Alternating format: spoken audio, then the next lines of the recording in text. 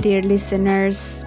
Meet Cindy Jarrett, a luminary in the realm of conscious relationships and personal transformation.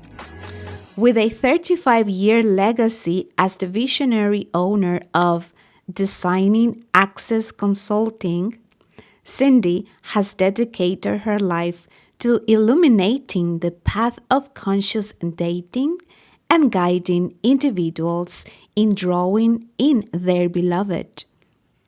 Her wealth of experience extends beyond mere instruction. She empowers couples to become true beloveds, fostering emotional responsibility and enabling them to architect relationships that stand the test of time. As a seasoned shamanic practitioner for 3 decades, Cindy taps into ancient wisdom to enrich her holistic approach to personal growth. Her mystical journey doesn't end there. She is also the visionary force behind Horse Journeys, where she is an equine experiential learning facilitator. Together with these majestic creatures, she facilitates emotional and spiritual congruence, guiding individuals towards transformative experiences. In the realm of literature, Cindy shines as the author of the groundbreaking Conscious Heart series, with her debut work titled Path of the Golden Heart: Conscious Dating in an Unconscious World. Her words resonate as a beacon of enlightenment, guiding readers on a journey toward mindful connection in a world often marked by unconscious interactions. Beyond her accomplishments, Cindy's magnetic presence extends to the airwaves as she shares her unparalleled expertise through talks and discussions. Her contributions to the world of relationships and personal growth are nothing short of extraordinary, making her a sought-after consultant, mentor, and guide for those on a quest for deeper, more meaningful, and loving relationships. Join Cindy and I as she unveils the story of love that has defined her life. A narrative that began 38 years ago when she met her husband. Her journey from that fateful encounter to becoming a beacon of conscious relationship guidance is a testament to the transformative power of love and intentional connection. So now, please enjoy.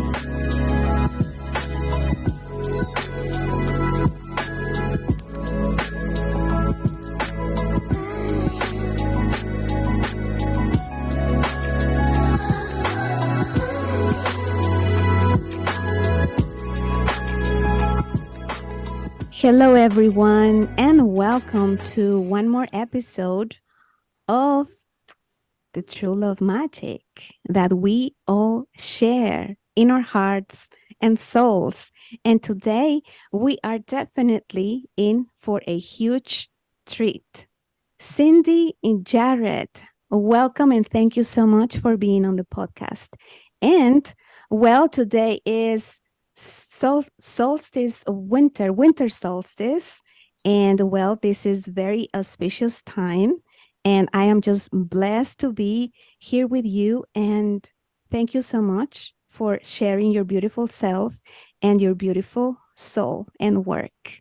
So everyone, please take a pen and a notebook to make some notes because as I said, we are in for a treat. So I'm going to start with the question that I have been asking in this podcast series. Cindy, what is true love for you? Well, thank you, Valkyrie, for having me tonight. I appreciate it very, very much. Um, true love. True love is your truth of what you want and need for love in a sustained way. And everybody's truth is different. And so it's why I love working with couples because they often, have different truths and they need to figure out together, what is the truth that can live between them in that diversity. Um, but true love embodies a lot of ways of being, and it's basically being a beloved. It's a different kind of relationship when you're in a romantic love relationship. It is the most demanding relationship because it demands all of us. And there are different desires that each partner wants from their partner. And so it's a process really where I like to encourage people that they teach and guide their partners how to love and care for them, and also to make sure they're learning how to love and care for their partner. And so it's relationships are to be designed. It's a designing process. It's a high creation process that's done together. And you develop it, you create your truth love, that's led by each person's core truths and values and what they require for love. And so, in the conscious dating context, one of the projects that I do teach is helping people get very clear up front about what do they want and need and desire, prefer in a love relationship and a sustaining relationship, and get that clarity up front. So um,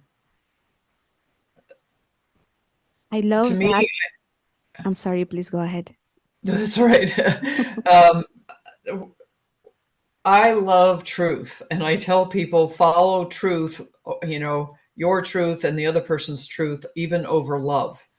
Because if you're both living into your truth, the love will be there. But if you just go for the love and go for the affection, you might not discover the truth about the person and or yourself with them, or what their strengths and talents are or their weaknesses are, as well as them knowing what yours are. So if you let truth lead the way and you tell the truth, you'll have true love. So that's kind of how I could say Yes. it. Well, I've never heard that concept of, I'm making notes already, sustained way, sustained relationship based on um, expressing your true self Yeah. and really knowing what you want.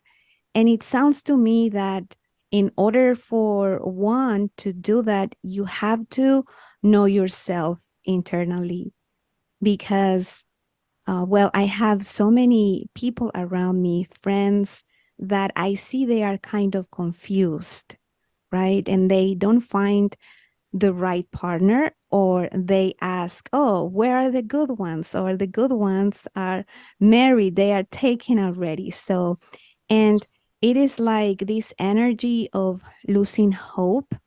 Especially, I've seen this in men for some reason more than women. We women tend to be, I believe, more hopeful, right? Like, okay, my Prince Charming is out there. but but men, I see that they are totally like hopeless.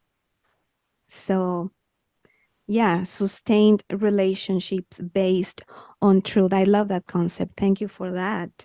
Yeah. So can you please elaborate a little bit on, well, as I said, I have friends that are going through this hopeless phase in life where they are between their 30s 35s and 35 and to 40 something year olds.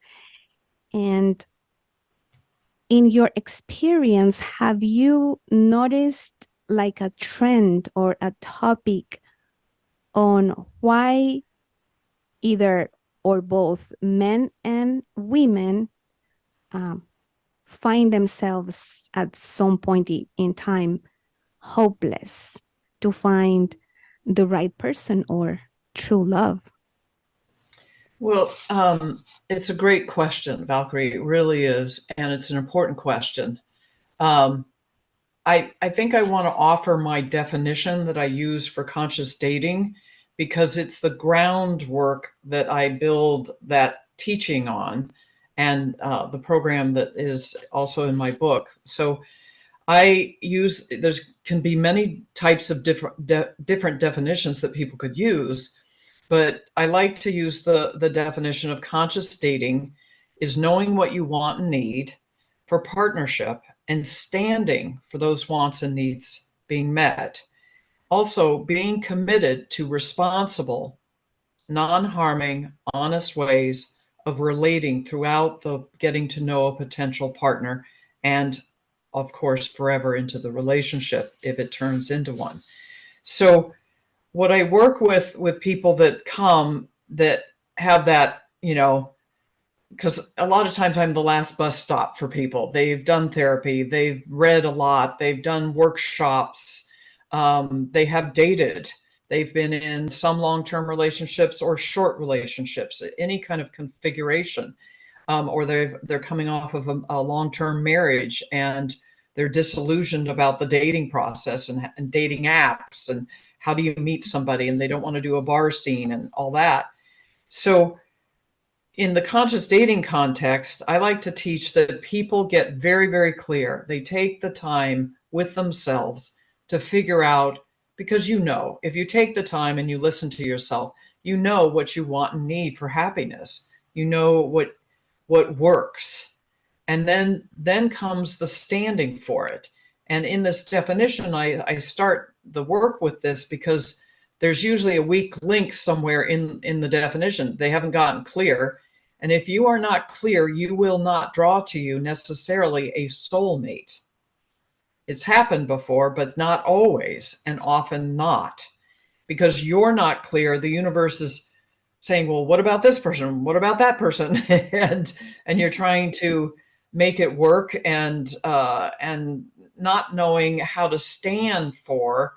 You may get clear about what you want, but you don't know how to stand. You get sort of distracted by this warm body, this cute person, this someone who is fun and nice, but they don't have ultimately the things that you really, really want and need.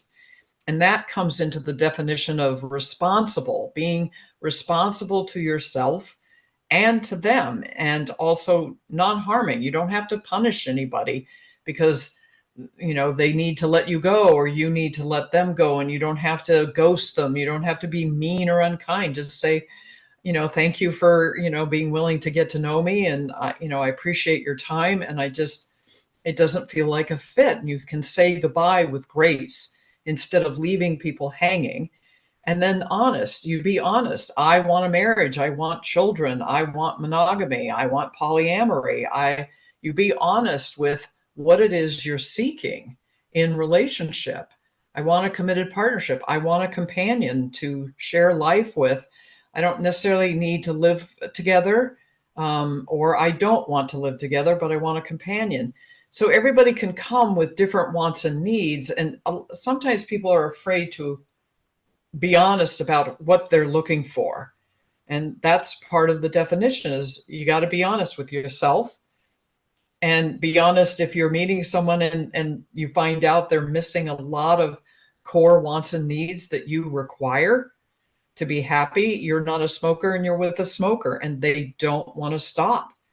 That's a deal breaker. Sometimes different spiritual religious practices, sometimes people in different expressions of that can live happily together and be married. Other times people really want a partner that shares their spiritual religious expression.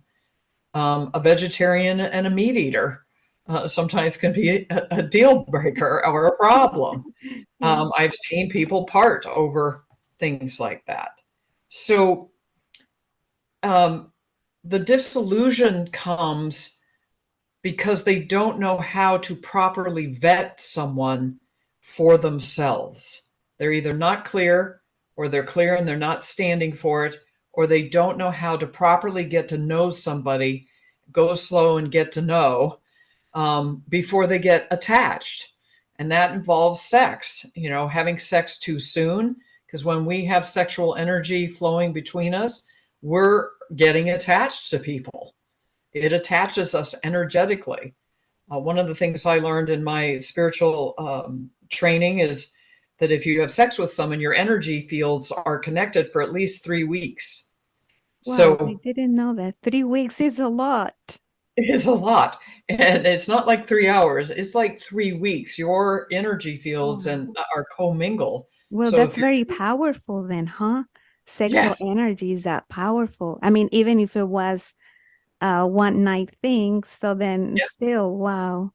So you can imagine if you're dating multiple partners and having sex with multiple partners, the effects of having sort of it's be like you'd have all these different personality energies in you, and you might not feel comfortable or Mm. yourself, or you might feel out of balance. But so I encourage people to wait before they get sexual. And it doesn't mean that you can't touch and you can't enjoy some kind of sensual exchange, but to wait and get to know, is this someone. Plus I do teach safe sex practices, which really involves testing. So you get tested, you have to wait for the results, and then ideally you wait your 6 month period before ideally you have intercourse. You want to make sure you don't have an STD. I've had several clients of late in the last year, year and a half, find out they have an STD that they didn't realize from either, an unfaithful partner, or a new fling that they had once they um, left that relationship. So STDs are on the rise, and you have to be smart. And so conscious dating is different than regular dating. It's a very different practice. It is a practice, and it's a mindful practice of I'm the keeper of my protection, my self protection of my heart and my body, my mind, my physical. And so I'm the one that has to make sure that I'm keeping right company, that I really am picking and choosing wisely. And that takes time. And with conscious dating, it's a proactive, directive process of getting to know someone. There's different handouts and questionnaires that you can, take a picnic and, you know, go to the park and go for the afternoon and go through some of the questionnaires and get to know each other. Ask the difficult questions like, how do you take care of, yourself when you're angry? What do you do? What do you do when you're angry with someone? Have you ever had any conflict resolution training? What do you do when someone triggers you? What's your STD history? What's your relationship history? Why did your relationships end? What are your deal breakers? What are the top 20 you gotta have, or you just know you'll be Right. unhappy? It seems So to there's me, yeah, go ahead. it seems to me that we tend to focus only on the positive, like you said at the very beginning. Oh, a cute boy or a cute girl. Yeah. He's nice, and we just tend to focus, and we maybe see the red flags, but we don't make any questions because we don't want to sound pushy, or we really want to get to know them. But it is totally different when you commit to somebody as that period of dating for whatever period of time, and then marriage, and then we never get to really ask the important questions. What is really important for you? What is really important for me? Do you have, for instance, any debt, right? And things like Yes. that. You Yes. have touched on so many Like they can be individual topics Yes. that are, all of them are paramount when it comes to really finding or attracting a true love partner, especially to marry, and even more if you want to create a family, start a family, right? Yeah, so So you discuss your values, you discuss raising children, what are your philosophies? You want to know what your core values are. Are they aligned? Compatibility is important. If there's too much diversity, it creates a divide. It does. And it's hard. It's hard for those relationships to find the middle ground. Um, Emotional responsibility is really, really key to successful marriages and relationships. And a lot of people have not been taught how to be emotionally responsible. I say they're toolists in America, but it really is a global issue, is this underdevelopment in our emotional self. We have our mental, we have our schools and our, colleges and our accolades on, certificates on the wall. We are physically adults when we are in our adulthood, and spiritually, religious, we, may have some exposure in our practices, but emotionally, it is the weakest link of the four major expressions of humans. And it's because it's unseen, it's feminine energy. You can't market it like you can even market spirituality with the trappings, the tapes, the accoutrement, of incense and crystals and this and that. But emotions, no. And why it in our culture, it's predominantly up to the therapist community, the therapy community, to be the only authority that's helping people in their relationships. And not all therapists have done their personal work and are good. There's many that are, and there's many different approaches in therapy, and it may not be the one that works for you and your needs. Everybody has a dark shadow and a light shadow. And we have to learn how to be emotionally responsible with our dark shadow and our wounds, our pains of the past. I mean, my why and why I created this work is to end relationship pain, because so of the men that are, disillusioned or in their hopelessness, they just need to learn what are the practices of conscious dating and then go about doing that. You can tell people that you're dating, saying, hey, I have this great book, or I've done this training, or, on conscious dating, and it's a little different. And a lot of people have found when they enter into a conversation, even on a first date, I'm doing a conscious dating process. Have you heard anything like that? And well, let me tell you what it's like. And it's where you really are proactive and driving the getting to know. I wish I Um, did years ago. I didn't know. Everybody's got a pain story, and that's why it's 35 to 40s, because I don't get many 20-year-olds. They haven't had very much heartbreak Right. yet. Yeah. And if you haven't seen it modeled, if your parents don't have the healthiest relationship, or they're divorced, um, and your friends, and a lot of times I'll ask people, do you have people in your life that have a healthy marriage, a healthy model that you've witnessed? um, it's rare. It's more rare than it's common, and that tells you a lot. And the divorce rate is 4 to 5 years in California now, and still 7 across the country. We have more single people in the world than we do have married, and that's a new statistics that has come about in the last 5, 6 years. People are disillusioned, and they're blaming marriage, and they're blaming love, and do Mhm. not blame either And one of them. childless as well. People with no children. Right, Yeah. right. That's Mhm. part of it. But it's not love and marriage that's at fault. It's not knowing how to take care of yourself, how to be a beloved, how to vet and make sure you are, drawing in and getting attached to and committing to the right person for you, the right beloved for you, and you for them. It's both ways. You have to make sure you're getting known as much as you are doing the knowing of someone else.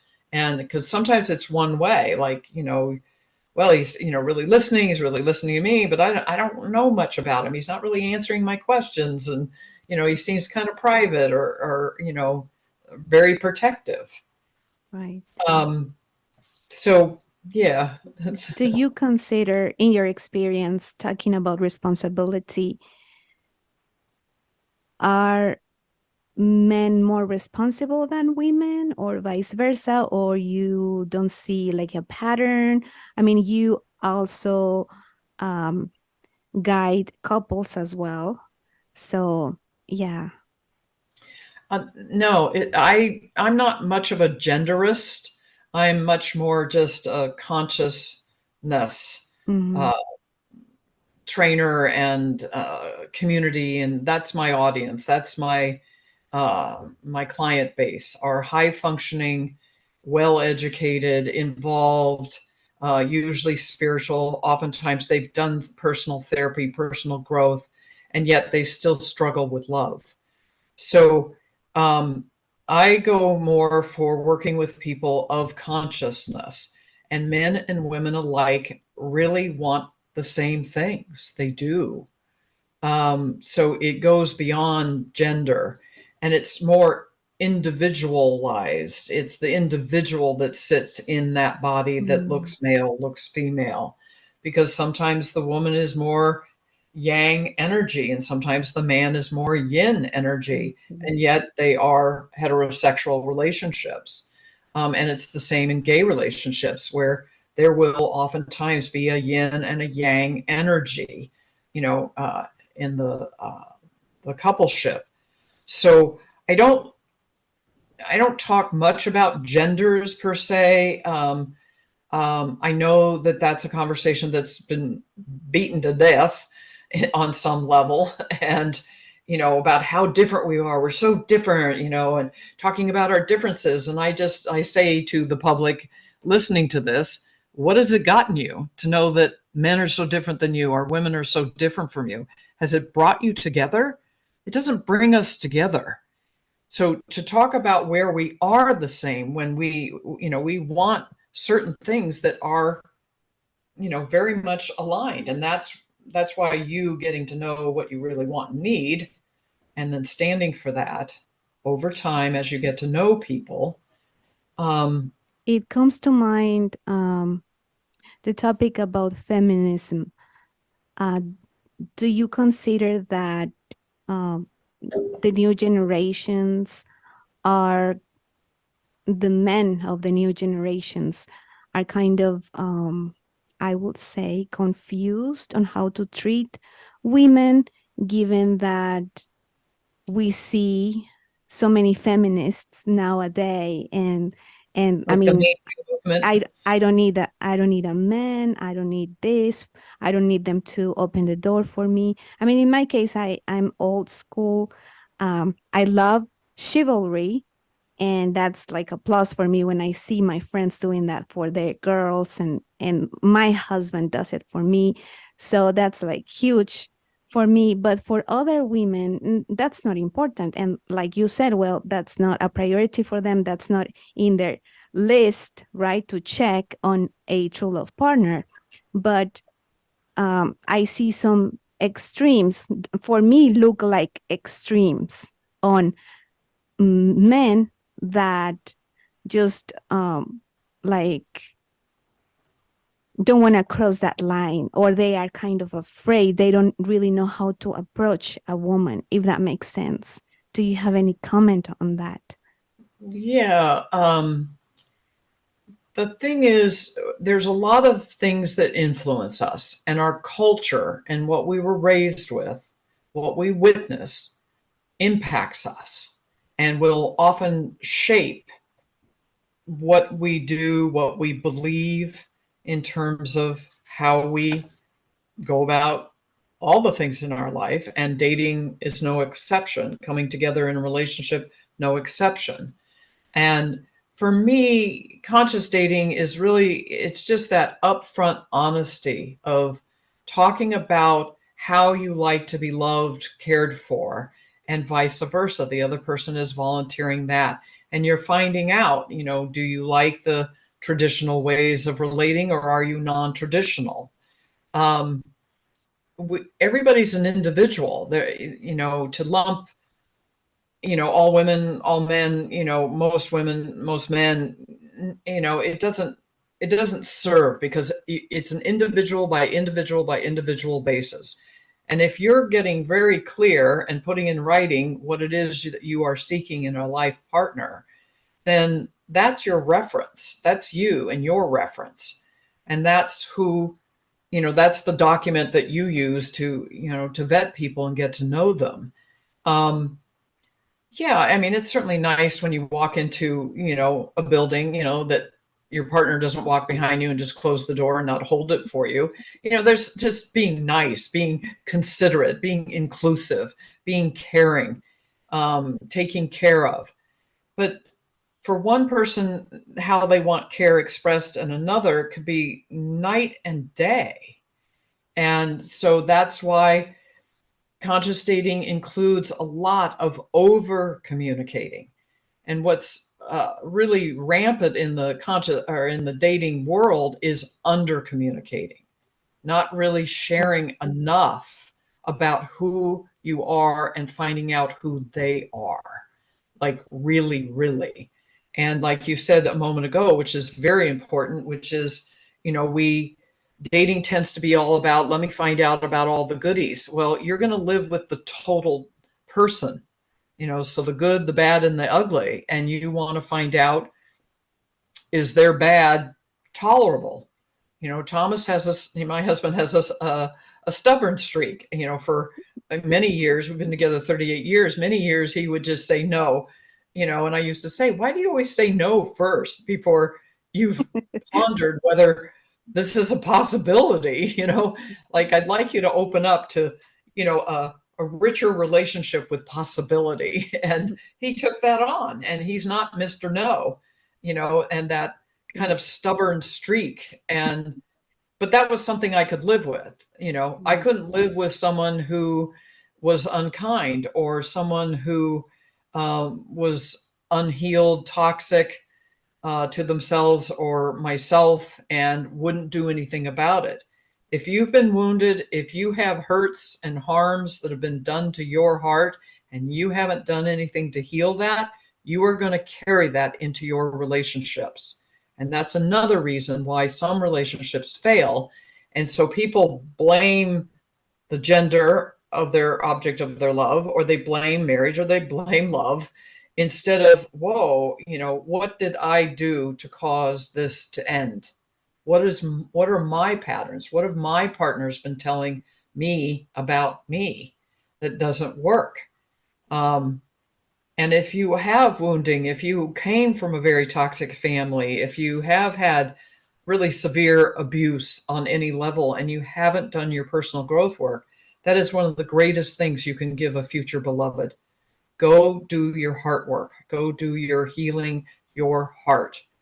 Definitely. Learn what it means to really love yourself, not just getting mani-pedis and going shopping for a new pair of shoes, or getting a bigger, better truck. It's not about that. Yeah. So yeah, I hope I answered that question. Yeah, thank you. Yes, thank you. I mean, I never thought about the individuality, because what I said is basically like generalize, right? Is my experience, is what I see with younger males, right, around me. It's like, oh, come on, guys, come on, what is going on? So then I do see that around me. I hope it's not everyone, right? But Yeah. yeah. Well, you're bringing out an important point. And this is a tricky subject. It's a big subject. and it's the twisted patriarchy. We have had a yang driven world for centuries, and the yin has been thought of as weak, as something to dominate and control. And so, of course, who embodies yin energy mostly? Women. So women are chattel still in many cultures, and also in men's minds, something to control, something to um, not really get to know or to empower. But women, when they're in their power, and power for me is the ability to create. It's not about domination and control. That's domination and control. Those are different. But power is about the ability to create and to manifest and to make something, uh, become more real, and also to understand the language of the heart. Um, Women are not necessarily more responsible just because they're feeling. It's a myth I like to bust. Is just because women, are emotional and are feeling doesn't mean they're responsible with their hearts and their feelings. And it's the same opposite myth as the myth that men don't feel. Men feel everything. They just aren't safe or feel safe or have had enough safety to come out to explore the feminine side of themselves, the heart. And so that's why men tend to want to connect up in the lower heart, the sexual center, and women want to connect up in the upper heart, in the chest. And so we're like, we're coming at relationship from different entry points. Right. And men want to connect sexually, and this idea, it's in the rom-coms and stuff of, well, we're on the third date, and this expectation that you are going to have sex on the third date. 3 dates, you don't hardly know that person. Have you even asked multiple important questions? Have you done any kind of screening around STDs to find out what the person can carry? I mean, there's a lot of people that there's a huge majority of people that are carrying some crucial STDs in the culture, in the dating age bracket culture. And that's really hard for people that have been married and then they end up getting divorced, or they lose a husband through death process, and then they're back in the dating world and they're having to deal with STDs for the first time in their life, because people aren't being responsible with their sexual energy as well as their biology. Getting tested, finding out. I encourage people, if you're going to start dating, get tested, wait your 6 months, get tested again, so that you have documents saying I'm clean. And that's like I am officially clean. officially clean. That's a better calling card than anything. Right. Now, with that said, there's a caveat, because there are some STDs that are not tested in men, that are tested in women only. And so that becomes a problem, because a man can be a carrier, can not know that he has a particular STD. So the testing for STDs in men's bodies has to catch up. Again, that's part of the twisted patriarchy. It's the woman. Right. You got pregnant. Nothing, no responsibility for the men in the pregnancy abortion arena. Yeah. Yeah. And I'm not going to get into that. That's a big topic, but right. We have a culture where church and state got together centuries ago and said, how can we control the people? Take them away from their spirituality, take them away from their connection to nature and nurture, and get them scared. Use fear. The fear of God. They use in God's name. And they were able to control the people, start taxing the citizens, not caring about the citizens, just what wealth could they build, and that's churches and and stuff. And that's just, there's tons and tons of book on patriarchy. And we are still in 2023, we are living out the vestiges of the Yep. twist of patriarchy. So men, just chill, relax, get to know women, get to know the individual that sits beside you or in front of you, and just say, who are you? I want to know everything about you. Right. And You said hopefully, something like they don't allow that feminine energy in. And this reminds me of, like, for instance, I had my mother telling my brothers, men don't cry.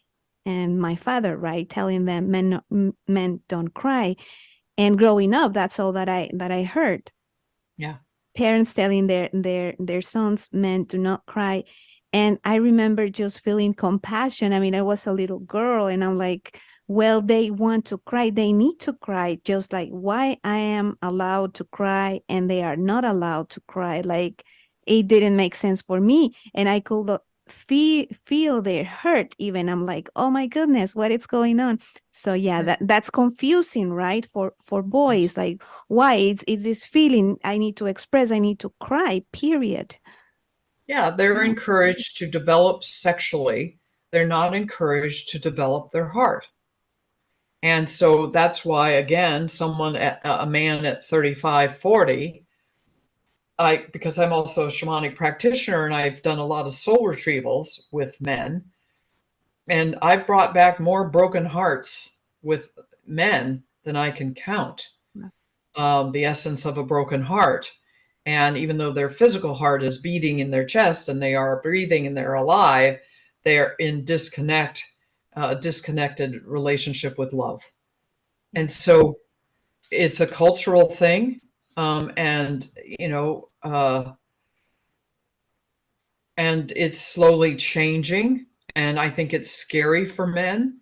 They think, because there's great homophobia, amongst, straight men, that if I really get mushy bear, you know, in the space, you'll see me as weak, because femininity and what is feminine and the yin energy is still perceived as weakness. And as long as that's in the twisted patriarchy culture and culturation, men are going to look down on women as lesser than. And now more and more men are becoming more and more conscious and realizing that women are very strong, and to birth a baby, yeah, it takes a lot of, chutzpah and to be able to do that and to endure, to be, one that's wired that, can multitask instead of just, singular, focus. And so, you know, women have to teach their men how to love and care for them. It's up to women to bring that, and it's up to men to say, yes, I want to learn. Instead of, a lot of the comedians, talk about, well, I don't really know women. How come you're married? How do you not know women? What are you doing with your wife? How are you treating her? So, um, and that's comedy, and comedy is always trying to push the envelope and such. But Right. at the same time, people are listening and they're going, yeah, yeah, I don't know what to do with my wife, and well, grow up a bit, and get to know this person that you said yes to for life. Right. Um, Yeah, like and I've heard, oh, you are lunatic. And I'm like, yeah, I actually am lunatic. Yeah, at least you know that. Thank you. I am lunatic. I go with the cycle of the moon, with the waves, and my mood is different every day. And yeah, and so many men, the men around me are learning little by little. Like you mentioned, it seems that, well, with all this technology and amazing people like you giving this advice on podcasts like this one, so we are creating more awareness and more connections and more love in general, right? The energy is changing and the interactions with every between men and women, yeah. definitely. I have a client currently, and he said, well, it's my understanding, we've just started working together. And he says, my understanding that, women really want to be wooed. some might want that, Mm. some might just want to get to know you, and to be known. When we're kids and growing up, one of the job of a parent is to teach your children how to love and care for themselves and prepare them for the world. And one of the gifts that you give your children is being able to mirror to them, to give them the experiencing of being seen, known, and heard with accuracy. Not what you project onto them, not what you hope they will be or become, not what you want them to be that's not really, right for their wiring, like my son, the doctor, but maybe he's an artisan and he wants to not be a doctor and he wants to, be a thespian and do theater or whatever, the artisan archetype. And so it's important to just, you get to be you. You get to be yourself. You get to be free to be yourself. And I know it's hard for some cultures, and what is expected of them. A lot of the, guilt and shaming that can happen in those environments. But it all comes down to when we're looking at a life partner and a life commitment, it's like what people say, don't adopt a puppy at Christmas time because they're so cute, and you realize you didn't think it through of who's going to take care of the dog, and that this dog is going to be in your life for at least 15, maybe 16, 17 years, depending on the breed. And this is not something you toss away. You have your kids, you don't toss away your kids because you're frustrated. Well, it's like with a partner. You don't want to, draw somebody in that isn't right and then think you can just toss them away so easily without some kind of impact. Right. So Wow. there's Goodness, there's a this is lot. like a whole master class to me. Yeah, yeah. Yeah. There's lots to say about this. When I work with people in this particular, I work in project format. So people come, I have a non-fee consultation, and I spend a good, hour and a half to 2 hours getting to know them and them getting to know me and how I'm not a therapist and I'm not a coach and I'm a trainer. I teach people how to have conscious relationships with themselves, with the beloved, with families, with coworkers, with colleagues, business partners. And I'm different. I operate differently. And so people come and they get to know, and I'm so many people say, where were you 25 years ago when I was getting married to the wrong person? And I'm Yes. like, well, I've been doing this for 35 years. I was doing this. I am a referral only, so it is people who have worked with me who know me and know that this work is available, and it is why I'm podcasting. I'm actually full with my client load right now. I'm not taking on new clients, but I'm writing more books, and I have my first book, Yay. Yay. the Path of the Golden Heart: Conscious Dating in an Unconscious World. Um, this is where the pains are, is in the unconscious ways of relating together. And by bringing this conscious practice to people's awareness, it's such a joy because I've been able to bring people out of the ashes of their pain into a practice that actually works for them, all different kinds of personalities and backgrounds I have had over these many years. And then to see them get married or partner up with their appropriate counterparts and have their families. And it's so rewarding to take people, particularly couples too, that are on the brink of breaking, especially if they have children, and they really do still love each other, but that they're just toolless. They don't have the practices. They don't know how to deal with their diversity, because where we get along, not a problem. It's our diversity that creates the problems Friction. and the breakdowns. And there are certain ways of conflict resolution practices that everybody should learn. Get the books, read, take a course on conflict resolution, because it's a big part of what I teach couples is how to work with the listening and the speaking when you are sorting out. I tell people we have this head and this heart, and you have to bridge the gap. And the thing in between is our third eye, our visionary, our physical eyes of our perception, our ears and what we hear. Do we hear accurately? Do we put a spin on it? And then, our communication center of our mouth, our fifth chakra. And so we have this communication diamond center in between the head and the heart. And here's our link, is learning how to communicate effectively, learning how to get your wants and needs met effectively. And so, sort of circle back to that being seen, known, and heard accurately. If you didn't get that in childhood, you're probably going to want to work on that with the beloved. When Thomas and I first got together and he would say, "I love you," I would say, "Why?" And after a couple of times, I realized he said something different every time when I asked him why. And I asked for his permission. I said, "Are you willing to do this with me? I find it very nurturing and healing for me for you to give me that feedback." Because I grew up, I was the youngest of four, and, parents that were highly immature and acting out on each other, and just very, toxic environment to grow up in.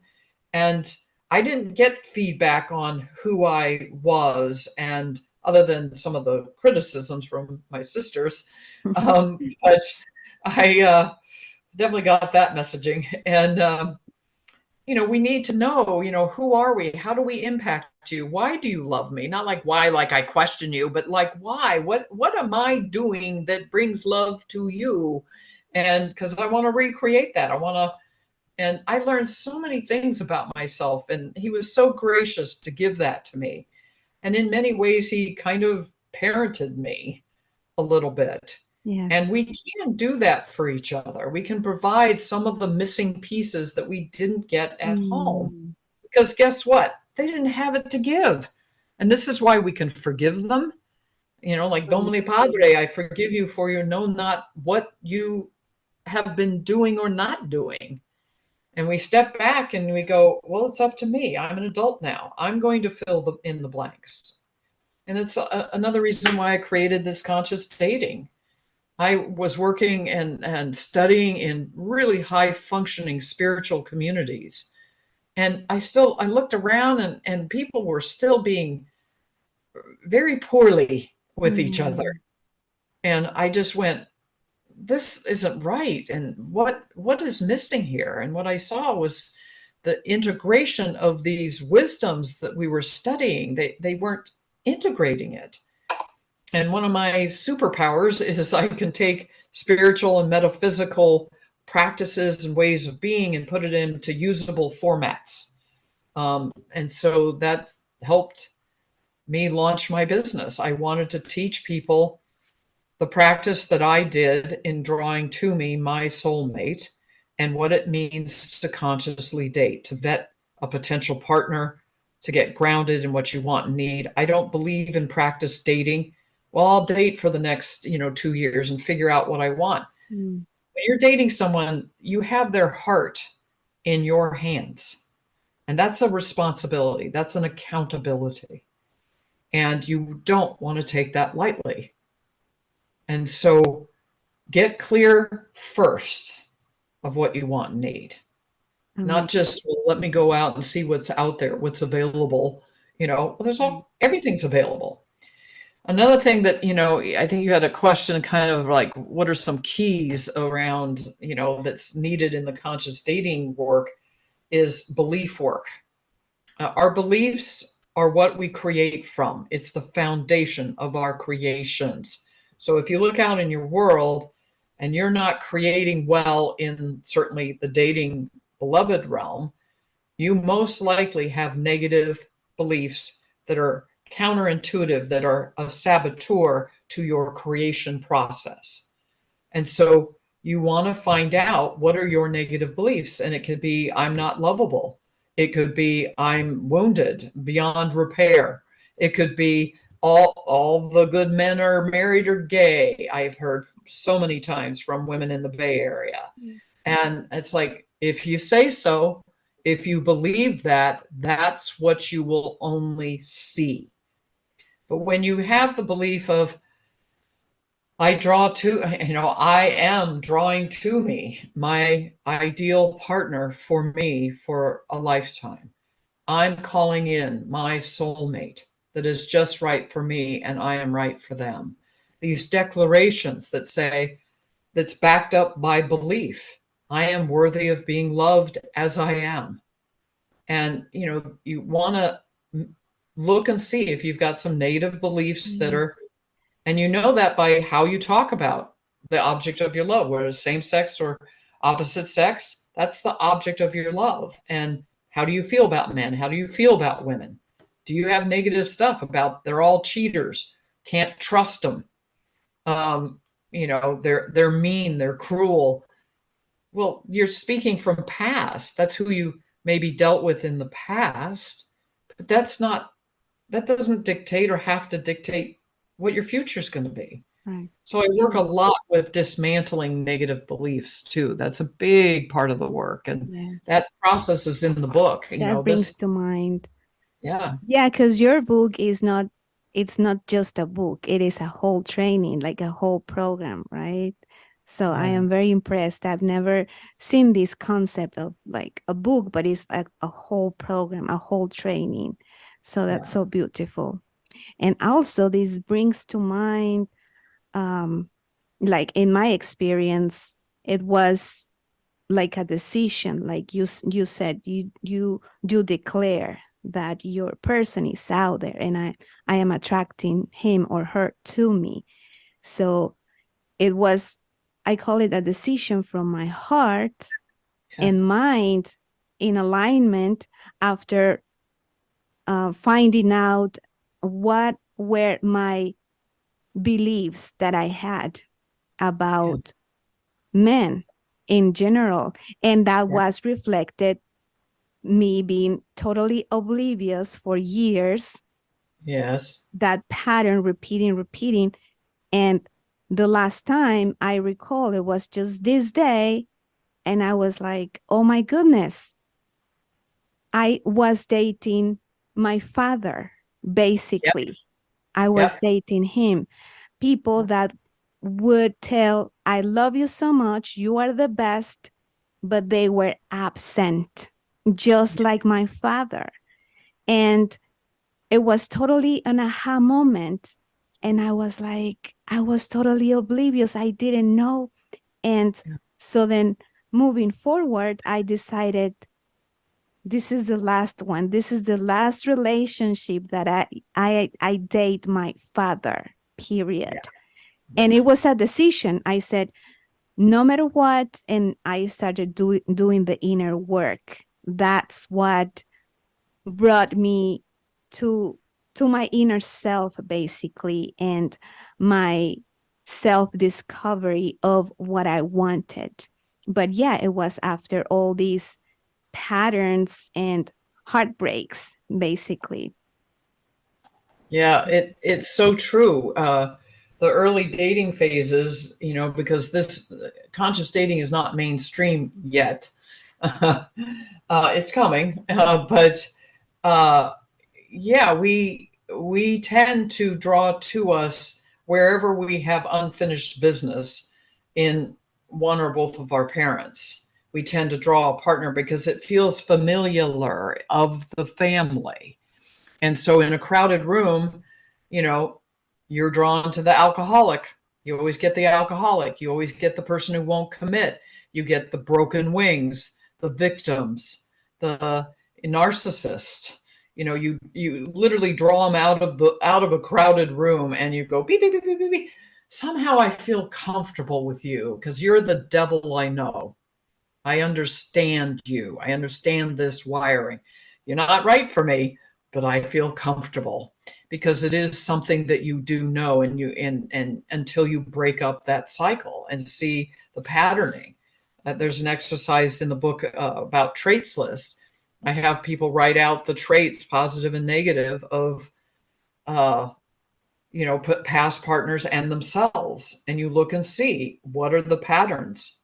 They may be a little bit different, but the theme is Mhm. control. The theme is abuse. The theme is neglect. abandonment. It runs through your choices of who you draw to you until you change your belief structure and your deservability, connectivity, and standing for what it is you know you want and need. And that's why I like the proactive vetting process is, if you're the one that's always, getting the alcoholic to date, you ask, what's your relationship with alcohol? Well, I come home and I have at least 3 beers every day, but I'm not an alcoholic. If you're drinking alcohol every single day, rethink that. Rethink that.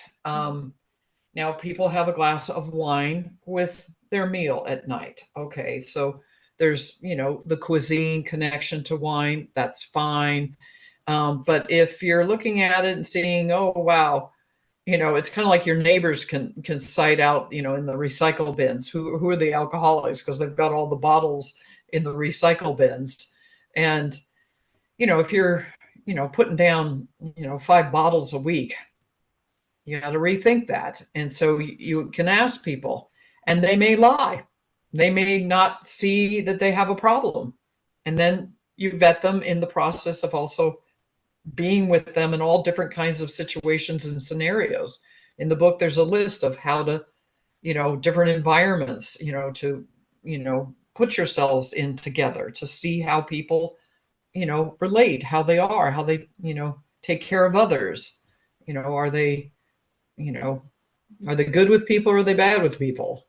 Are they good with you or are they bad with you? I mean, most people can put up a good face for a good, 4 to 6 months, and then the dark shadow will Yeah. start emerging. So, Always the truth comes to surface. yeah, but if you can ask the questions up front, like, how do you handle your emotions? Oh, I never get angry. I go, really? Do you get frustrated? Yeah. Do you get a little I love that irritated? question. Yeah. Yeah. Do you, um, get impatient? Yeah. Mm, That's a variation of anger. You may not call it anger. It's right. frustration, Hmm. it's irritation, it's impatience. It Yes. has its different definitions and definings, but it's anger. And we have two very core emotions of anger and fear, and they are interrelating all the time. Everybody on the planet has been dealing with and or feeling anger and fear. And I'll meet people, oh, I never get afraid. I go, really? And then I say, do you get angry? Do you get rageful? Do you get, so yes, I express frustration, irritation. I said, well, you have fears because fear is driving all our other negative emotions, particularly anger. And that's all broken down in the training process in the book and such. But So is there like we, a test? Like if what is irritation and then anger and then frustration are like a chart? well, there are, I don't have that in the book, but I do bring it into the individual training of the Mhm. flow of emotions. And the darker emotions, like despair is the darkest, I see. contempt. um, Gottman talks about, John Gottman is the author, talks about the 4 horsemen of defensive, contempt. um, what are the other two? I'm blanking them. But and you can Google his name, John Gottman, and the 4 horsemen, and you'll see you don't ever defensiveness. You don't want that to creep in to your relationships. I have an extensive red flags list of behavior, extensive list of punishing behaviors that people do when they get hurt or they don't like how someone's being with them, and they'll strike back and they'll let that person know that you hurt me and I'm hurting you back. I tell couples, after I interview them and I find out how they're treating each other, I tell them that if they get rid of their punishing behavior practices together, 70% of their pain will go away. And then if they are learning how to deal with their diversity, that takes care of the other percents. And the good news about all this is all trainable. This is all learnable. This is not a given that we got what we needed for love and a beloved relationship in our family systems or in our, dating systems, our young love system. I talk about soul retrievals and, the broken hearts of men, where men, in the immaturity of adolescency, they get hurt or cheated on or disrespected in some way. And they make a decision about love. And then they carry that from an immature self, they carry that into their adulthood. And they don't know they're doing it until that gets pointed out and dismantled for people. So, Women can do that too. and talking about that, how do you tailor your guidance to address the unique needs and challenges of each person? Do you have like a process or a test, a Yeah. questionnaire, obviously? Well, that's why I do the non-fee consultations, because I don't think it's fair for them to have to pay money to get to know me and me to get to know them. Mm. So I have done that for 35 years. Everybody that is a prospect client for this work, I do the non-fee consultation. Some people say, "Oh, I've heard great things about you. I want to hire you." And I'm going, "Sorry, we're still going to do the non-fee consultation." And because it's a screening process, I get to figure out who they are, where they are on their own evolution arc. I get to find out what they know, what they don't know. What is the work that they've done? What is the bandwidth of their issues? What is the depth of their pain, their history? How much work have they done? How clean hearted are they? I get to really vet them. And then I get to let them know who I am, my background, how I work, how I structure it, the time and the fees associated, the recommendation based on what they present. And I have a 2-page list of over 100 different training tools that conscious dating or conscious couples communication training involves. But because I've gotten to know them, I don't necessarily give them, they get a binder with all the tools in them, and we work with that. And because a lot of people are out of state, out of the area, and with COVID, they're all on video. Even someone that lives in my same town, it's all virtual now. And so it's a screening process, and I individualize, the training. Now, some trainings have the same handouts, the same pieces of training in, no matter what the project is. So whether it's self-love, whether it's life restoration, whether it's trying to figure out your life's purpose, whether it's business partnerships, communication training, whether it's couples, conscious dating. I also have a premarital training. So after people meet their beloveds, they morph into sometimes taking a little break and dating. And then they say, yeah, we want to lay our foundation. And then they do the premarital training. And then sometimes after that, they go off, they get married, maybe they have a kid or two, and then they develop some issues in their relationship, and they come back and they do the communication training for couples. So I've seen 3 generations of, couples of an arc of development. I don't always get that, but when I do, it's just, it's really a blessed Right, experience to be that's able so to beautiful. keep And, bringing people. Yeah. and coming back to your beloved Thomas, your husband, would you mind sharing with us your love story? Thank Where you. did you guys meet? What happened? For how long you guys dated? And also, you mentioned, if I'm not mistaken, that it was your relationship with your husband was the thing that fueled your business creation. Is that correct? Yes. Yes, it was. There was a couple of factors in that, but well, I was in a relationship with a man. I thought maybe he was going to be my life partner. I had some ideas of what I wanted, not a lot. And I moved out of state to be with him. It was Topeka, Kansas, of all places, for a California girl. That's not necessarily, gee, I want to live in the Midwest and let's go to Topeka, Um, but this was in the early 80s. And, um, we had our troubles for sure. He was in an educational program, um, and we did our best to see if we were right together. We started living together right away, and I took my horse and got a second horse while I was out there, and so I had that kind of country living, and it was lovely in that regard. But things were not working. I was unhappy. My hair was falling out. I had a chronic rash on my shoulder. And when he finished his education and we moved back to California, I had to let him know that we were done. It wasn't working for me. And so so I was single for about 16 months. And I was a runner. I was a health professional. And after work, I would go running. And on one of my runs, I downloaded the connection because I was 30 at the time. And I was like, wait a minute, he's on the planet. He's here. I can tap into him. And I got this, I could have had a V8 kind of thing because I was very metaphysical, very spiritual, and had done a lot of guided meditation and healing meditation work.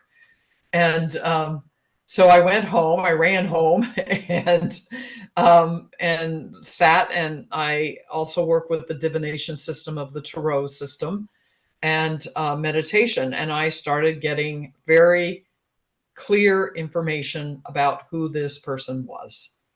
And so I just themes, it kept repeating, these certain cards kept coming. I'd ask different questions, and I started to journal the things that were consistent.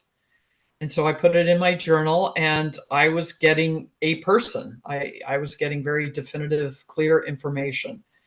And then it became about, well, when am I going to meet them? And I was involved in a community that did transformational workshops at that time. And I was connected to the Sacramento group, and they were going to go, up to this advanced group that was in Santa Rosa. And they wanted me to come with them and do the volunteer work because they had volunteers help out with these transformational courses. And I said, they were going up in September, and I said, nope, I've been told by my guidance, my inner guidance, it's going to happen in November. I need to go up there in November. So, I got things that he was tall, he was kind, he had brown eyes, he had an accent. Well, I'd just taken a 6-week trip with my previous partner in the South Pacific, and I thought, oh, maybe he's an Aussie, or maybe he's, a Brit. Maybe he's, Southern man. I was thinking of all that, because I love accents, and you love language. I love accents and such. And so then he also was breaking up from a major relationship, and he had a child, a daughter. He was younger than me, but born the same year as me. And we are both year of the horse. And I'm a September baby, and he's a December baby.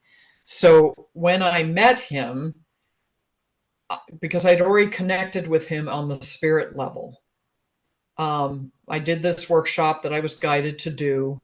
And I thought it was going to be someone that was in the course of study with me. I thought it was going to be a participant with me. And I looked around, there were some cute guys, but I wasn't feeling the love. I wasn't feeling any buzz. So I just kind of slumped in my chair, and I thought, well, I guess it's going to happen somewhere else. And then I felt this energy sort of at my back, and I turned around and I looked at the back of the course room where this course was happening, and I saw it was someone who worked for the company.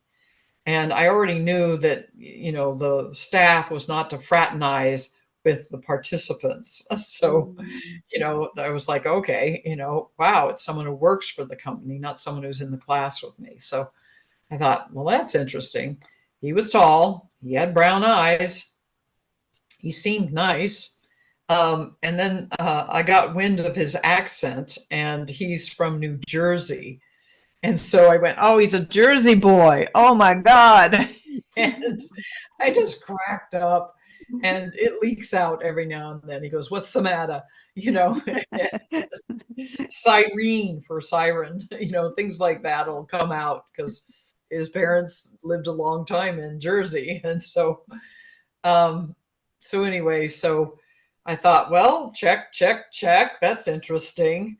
And then I had some energy exchanges with him throughout that week course, and it was so powerful. So I made it known that I was interested in working for the company, and I wanted to take a break from dental hygiene um, and do something different. And so I put out a communication to the powers that be, and they basically assigned him to me. They said, go check Wow. out this Cindy Kavanaugh. Kavanaugh is my maiden name, and see what she's up to, and if she wants to get hired for some position here. So we met in the city about a month later, and he was kind of vetting me for the company. That was his job. And what all we did is we were just getting to know each other. We weren't really, we weren't even talking about the job. And so that's where I found out, that he was breaking up from a second marriage and that he had a daughter. And then I said to him, I said, "When's your birthday?" 'Cause this was really telltale, right? And he said, "December 9th." And I went, "Oh my God." I said, "What year?" And he goes, 54. And I said, "Okay." And there was this pause where we were looking at each other, and I knew I was looking at my future husband. And so that was in December of 85. And so then in 86, in February, we got together for our first date, and I read him my journal. I thought, he's either going to run out the door or, That was a test. or he's going to think I'm the cat's pajamas. And as I say in my book, I go, meow. So he said, wow, he says, I really, I know you're my soulmate. And I wasn't gonna get involved with anybody. I was gonna just take a break and take some time, because he had been, by that time, it had been about 6, 7 months. He had been away from his marriage relationship and his daughter, and he was in pain with all of that. And he was ready to commit, and he had to get his heart ready to complete on the past. And so we did that work together, because I was free of my past relationship. I didn't have any restrictions. I'd done my family of origin therapy work and done a lot of things. So I was more ready to really love him and do the process. And so I went back to dental hygiene work.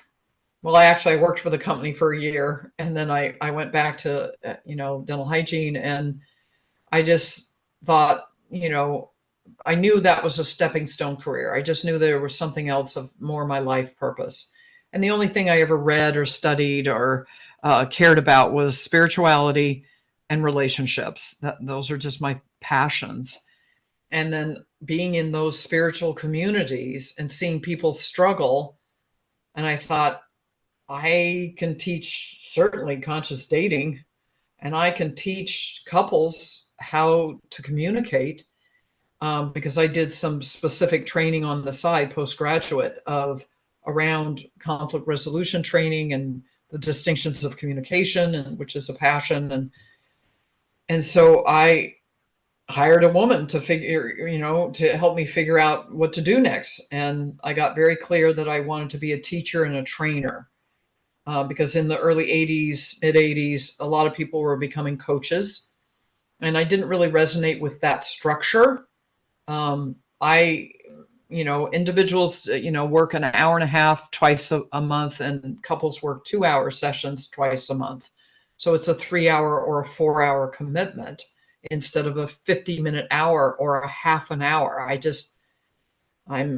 I'm on horse time and horse medicine, and so I need time. I cannot be rushed. And so I structured my teaching consulting business, and the woman I had hired was having trouble with her husband, and they became my first clients. And they know people who knew people who knew people. And I've been busy ever since. And so after a couple years, I went, I think I'm on to something here about this training piece and this high functioning community that is still suffering in the area of love. And to me, it's kind of like the movie Contact. If we're the only ones here in this great, expanse of space, that's a waste of space. And, it's a waste of a heart to be struggling with love and, when all you need is some training. And Yes. so I feel like with the conscious community that's already, halfway there is, it's a very rewarding group to work with because they're so close and they're so ready and they're referred usually and they're at their wits' end usually and they've had enough heartache usually and they want to change the program. And so, yes, belief work is a part of that, learning how to consciously date what's involved in that. And they have the opportunity. I teach people the meditation process I used for connecting with the soul of my beloved. I don't push that on anybody. If they don't feel drawn to that or want to do that, that's fine. They still can create and draw to them their beloved. But for the highly spiritual and spiritually wired, it's really amazing how people have made and jot down the notes of what they see, what they connect with that person, and that they end up with that person. Yes. I had one woman, she was in her 60s, and so she had a little ageism, like, can I possibly? She had had her husband, he died in an airplane accident. She was pretty single for a long, long time, raising her son alone. And she heard about this work and she, wanted to, find out, how she could, find a life partner because her son was, off to college and, she was ready to bring in a partner. And she did the meditation process, got very clear messaging. And somebody at her church, found out that she was looking or whatever, and he zoomed in on her. And she, it wasn't the guy that she saw in her meditation, but he was so convincing and had a lot of good qualities, and they ended up living together. And so I did couples work with them, and it was not right. It wasn't the right person. Things got, revealed about how they were incompatible, that they had, personal issues that were not good. So that relationship ended. And then she came back to the conscious dating work and finished out the training because she kind of got interrupted in the middle there. And then within, I think in like half a year, she met the guy that she got in the meditation, and she noted all the physical attributes and the energetic attributes, and they're still married. And so that was a really wonderful success story of, one, trusting yourself, trusting this process, having patience for that person to show up and come into your life. But sometimes, every relationship teaches you something. And we have a lot of teaching relationships out there in the world. We do. And then there's the soulmate relationship, and it's different. Mhm. And I define a lot of the qualities of a soulmate. And a lot of times they can be satelliting you. They can be near you. They can be living in the same neighborhood and you didn't even know it until you got together. Or they are at the same church or job site or, or good friend of a friend. And you've seen them at parties, but didn't quite see them in that Mm. light of romance and connectivity on that way. And I know one woman, a high level professional. She had kind of like the sitcom Friends. They were like friends like that. They weren't romantic partners with each other. They were just friends. They often did holidays together and did all kinds of activities together as a group.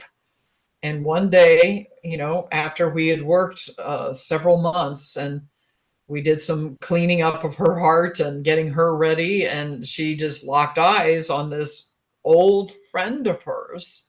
Wow. They saw each other in a very different light. And what I know is when people get really ready to receive and they get very clear and they're really grounded, that person you may have known for years could be your guy, your gal, and or your neighbor that you've lived next to growing up. There they are, there they were, and you didn't know.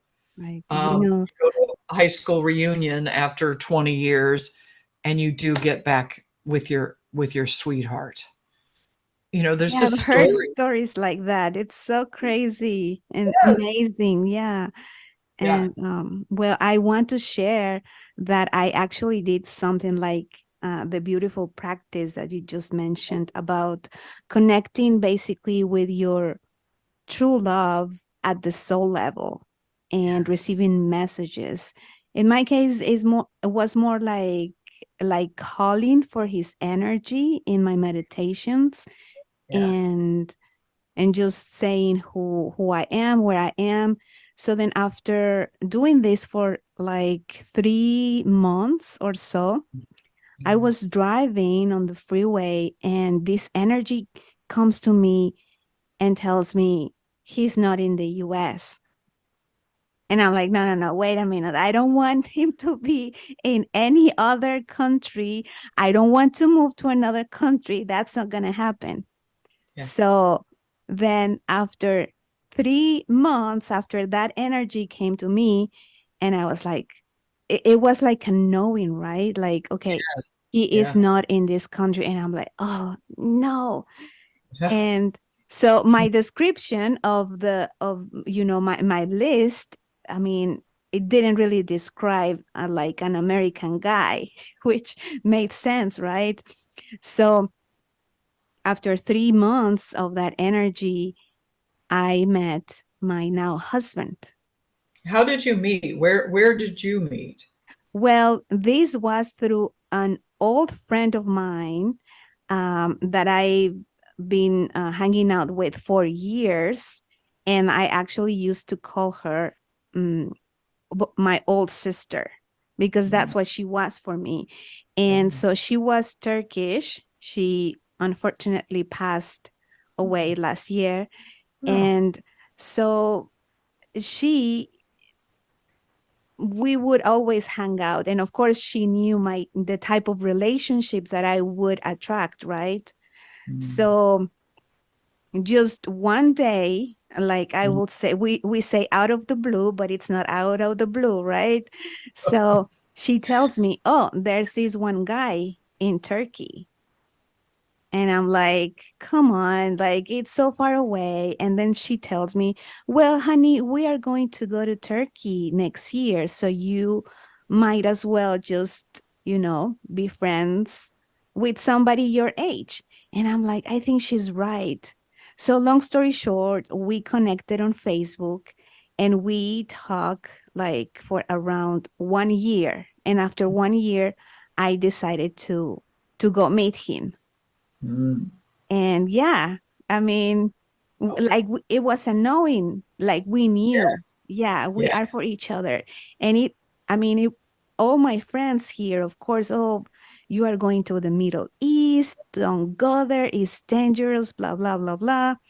And I said, well, you know me, I like adventures, so I'm just gonna go and see what happens. So yeah, that's part of my love story, which is kind of crazy and amazing. Like you Yeah. once that you make a decision and you um put your heart out there and your energy, like, okay, this is what I want and I Yes. deserve this, right? So Yeah. magic happens. Yes. Yeah. In the training, I tell people the first part is kind of cleaning up any past that you need to clean up. And then the middle part is learning how to consciously date. What's involved?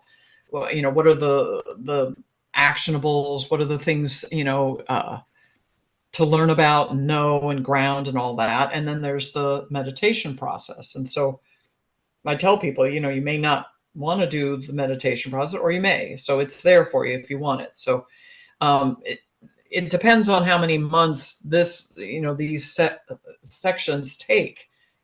Cleaning up the past for some is, it depends on how squeaky clean they are, and they're not encumbered by a lot of pain, or they've done their work and they're more ready, and so we can really deep dive quickly into the conscious dating practices. Other people, it really kind of turns into a self-love project first, and then once they get connected to themselves in a powerful way to create, and then they back it up by belief, because we clean up their beliefs, then I can go into the conscious dating. It doesn't have to take a long, long time. And and it's why I did the book, because I wanted this work to reach more people, because my why is ending relationship pain. I want people to get that. On my writing table is the premarital workbook, and it's full of questionnaires and things that you should be asking of each other. It's also the emotional responsibility, a little crisscrossing of some of the distinctions and awarenesses that I include in the conscious dating, because some people have come to me just for the premarital partnership work, so they get some crossover of what I teach and bring in, but definitely about the emotional responsibility training piece that I have in that. And I'm about to launch a YouTube channel that's also hoping to reach more people with Yay. these training pieces. But the thing is I met Thomas. I had just moved back to California from Topeka, and Thomas was preparing to move to upstate New York. And so I packed up my belongings. I sold half of them. I took my horses out to pasture on a friend's farm, and I went to upstate New York to be with him. And I was like, I had a similar thing of, oh, I just got back, and I'm moving again. I had this reading with this woman named Madame Ruby, and she had a corner, house, and she did palm readings. And I just went with a friend. I said, who had been living in there in Chico. And I said, have you ever done a reading, with her? And she said, oh, I've always wanted to go. So we went like girlfriends. And so she nailed my life to a T. Wow. She said, you haven't met your soulmate until, now. And, he's coming in, and she said, you're going to be moving out of state. I said, I just got here, because I literally had just, it was like 2 months in, and I was, oh, you're kidding. And so, sometimes we have to go away, and sometimes they're our next door neighbor. So, Right. or they're on the airplane, it's the nice guy who gives up his seat so that two people can sit together, and he plunks himself next to you. And so, it just works out like that. True And love stories are yeah, crazy and beautiful, and it's a yeah, mix of everything else, right? yeah. So, So some, my words to people is, don't give up on love. You know, yes, please don't love give up. No. love has not let you down. It's a lack of training. It's a lack of emotional maturity and development and discipline. It's a lack of education on how to be a beloved. That is not mainstream. So there's no reason you should know something you haven't been exposed to. Read, study, find your mentors out there in the world. Get Path of the Golden Heart. It's a Yes. primer. It's everybody that's read it and gotten it, and I've talked to, you know they they get a lot out of it. They know how to take care of themselves, and that's so important in this process, because that's where people are getting harmed in just getting to know a perfect stranger. That shouldn't harm people, but it is. Mhm. And so when you learn how to do that, it brings you freedom and results. I mean, hundreds and hundreds of people have connected with their soulmates, and you know, or with the couples I've had the grace to work with have, kept their relationship or parted in a healthy manner. I do have a project of conscious closure way before Gwyneth, did her I love conscious. that concept. Yeah, just one time before I've heard about the conscious closure Yeah, or conscious splitting, something like that. conscious uncoupling. Uncoupling, yeah, and splitting. Gwyneth Paltrow brought that to light with her husband and the father of her children, and she's remarried, and he has kids, she has kids. It's all working out, and so sometimes you have to let somebody go. Sometimes you did marry your high school sweetheart, and you really grew apart. You didn't keep growing in the same vein. Some people do. They luck out, and they meet that person in the 18, 19 years of age, and you grow up together. I Right. feel Thomas and I, even though we got together in our early 30s, we definitely grew up together. We had a lot of things to have to deal with, and we had a long distance blended family, step family configuration to address, that was just immediate. It was just, here it is. Now you got to figure it out. And, a lot of work, a lot of hard work. Would And you say that true love or true love relationships are not always to not meant to be forever, right? If that makes sense. Like we yeah, can maybe in the future find, I mean, of course, we marry somebody, we commit and we expect that's what we want, right? Like forever for the rest of the life.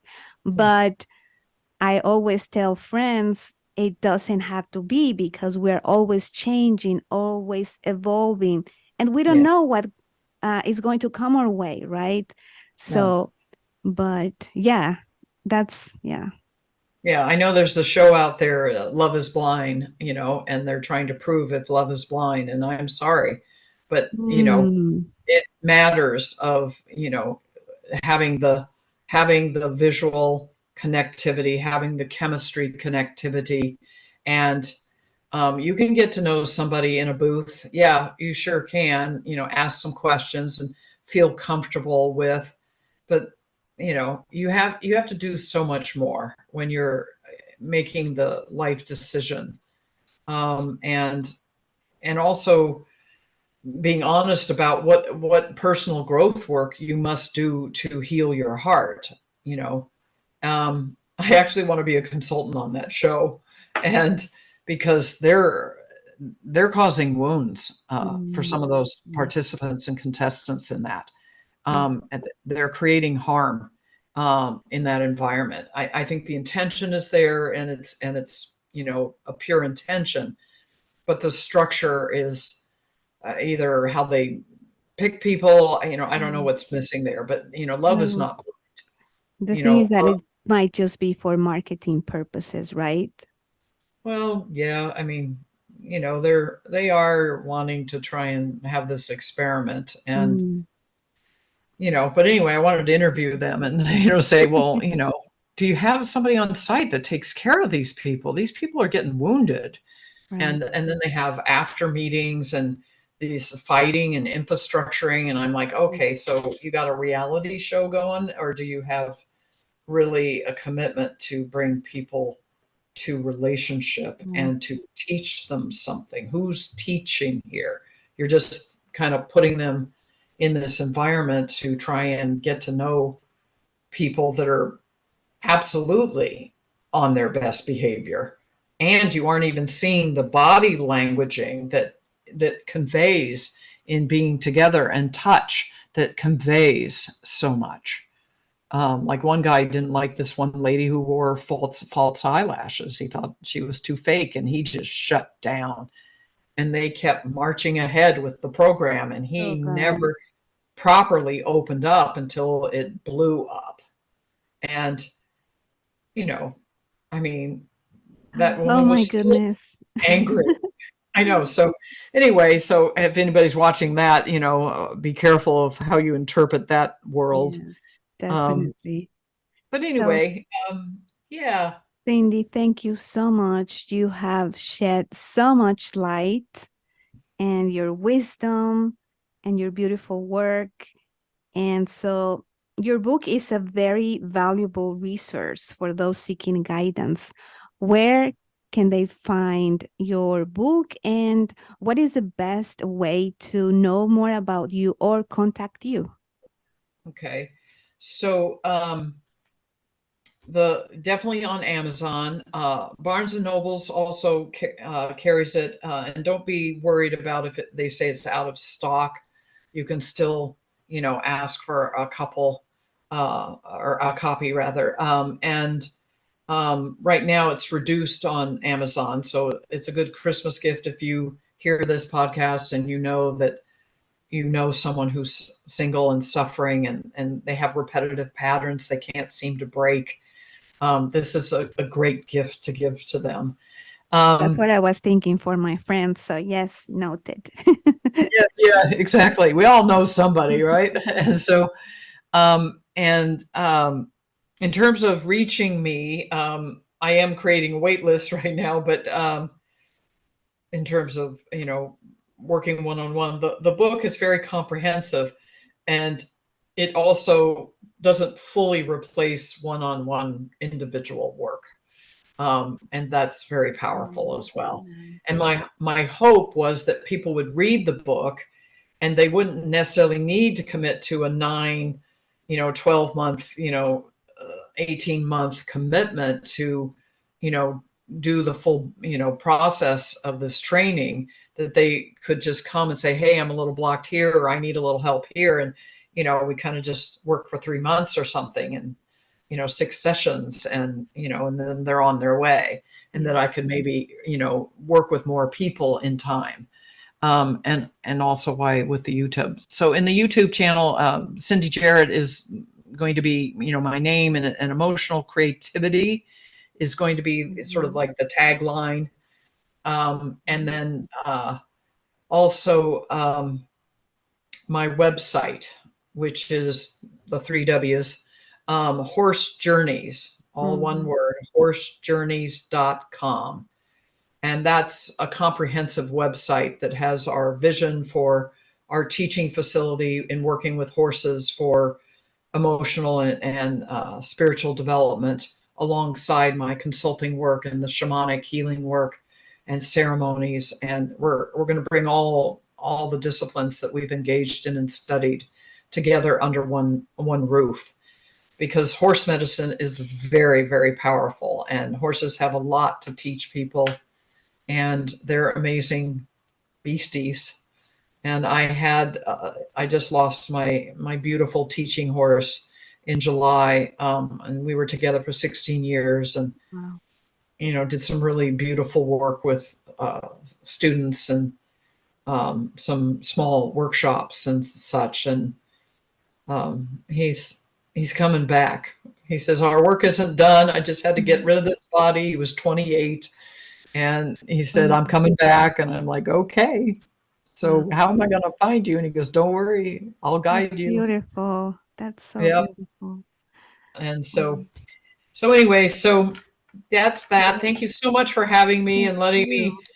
talk about my deepest passions. And it's Thank always you. fun to, bring this out to people and let people know that they don't have to struggle or suffer anymore. They can get out of that pain. They can stop the recycling patterns. It can happen, and you can really, really call in and draw to you a true soulmate.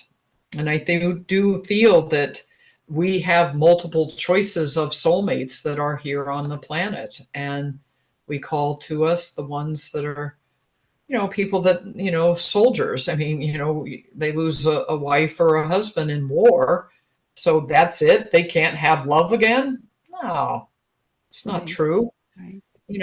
When you get ready to love again, you can have love again. There's so many people that want to be loved and want to love. We've Yes. got 8 billion plus people on the planet. Come on. Don't give up. That's my message. Don't give up and stay creative. Thank you so much. It has been such a pleasure to have this conversation with you, Cindy. Yes, thank you. Okay, dear listeners, thank you so much for listening. Take care. See you soon.